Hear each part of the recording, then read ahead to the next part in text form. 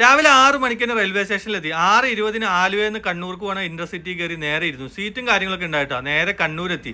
ഏകദേശം 12 മണിയായിട്ട് അവിടുന്ന് ഒരു ഓട്ടോ വിളിച്ച് നേരെ നമ്മുടെ ഒഡേൻസിലേക്ക് പോയി. ഉച്ചയ്ക്ക് മീൽസിന് ഏറ്റവും ഫേമസ് ആയിട്ടുള്ള ഒരു ഹോട്ടലാണ് ഒഡേൻസ്. കേരളത്തിൽ മൊത്തം അറിയപ്പെടുന്ന ഒരു ഹോട്ടൽ തന്നെയാണ് കേട്ടോ. മീനിന്റെ ഐറ്റംസ് ആണ് ഇവിടുത്തെ ഏറ്റവും ഫേമസ്. നമ്മളൊരു മാന്തലും ഒരു ഐക്കൂരയും ഒരു ചെമ്മീനും പറഞ്ഞിട്ടാ. ചെമ്മീൻ എക്സ്ട്രാ 2 തവണ കൂടി മേടിച്ചു എന്നുള്ളൊരു സത്യം കേട്ടോ. ഐക്കൂരയും അതുപോലെ സൈഡ് ഇട്ട കറികളും എല്ലാം കൂട്ടി കഴിച്ച് നല്ല കിടിലൻ ഊണ്.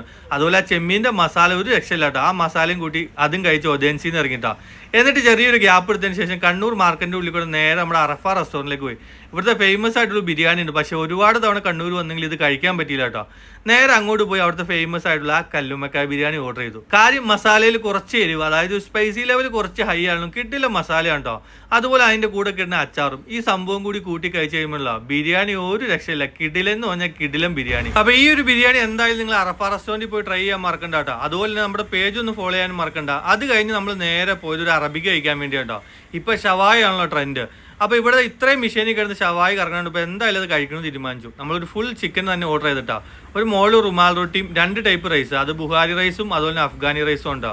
ചിക്കനൊക്കെ നല്ല കിഡിലനായിട്ട് വെന്തുണ്ടായി. അതുപോലെ 2 ടൈപ്പ് റൈസും അതുപോലെ ആ മയണീസും ആ ചിക്കനും കൂട്ടി ഞാൻ കഴിച്ചു. കിഡിലൻ സാധനം തന്നെ. അപ്പൊ കണ്ണൂർ എത്തിക്കഴിയുമ്പോൾ രാത്രി ഒരു അറബിക്ക് കഴിക്കാൻ തോന്നിക്കഴിഞ്ഞാൽ നേരെ നമ്മുടെ സൗദി ഷവായിലേക്ക് പോയാൽ മതി. നിങ്ങൾക്ക് കിഡിലൻ നല്ല ഷവായി കഴിക്കാം കേട്ടോ. അപ്പൊ നമ്മുടെ പേജ് ഒന്ന് ഫോളോ ചെയ്യാൻ മറക്കണ്ട. പിന്നെ അന്ന് രാത്രി 11:30 ബസ്സിൽ കയറി നേരെ തിരിച്ച് നാട്ടിലേക്ക് വന്നിട്ടോ. ഏകദേശം വെളുപ്പിന് തന്നെ ഇവിടെ എത്തിയിട്ടോ.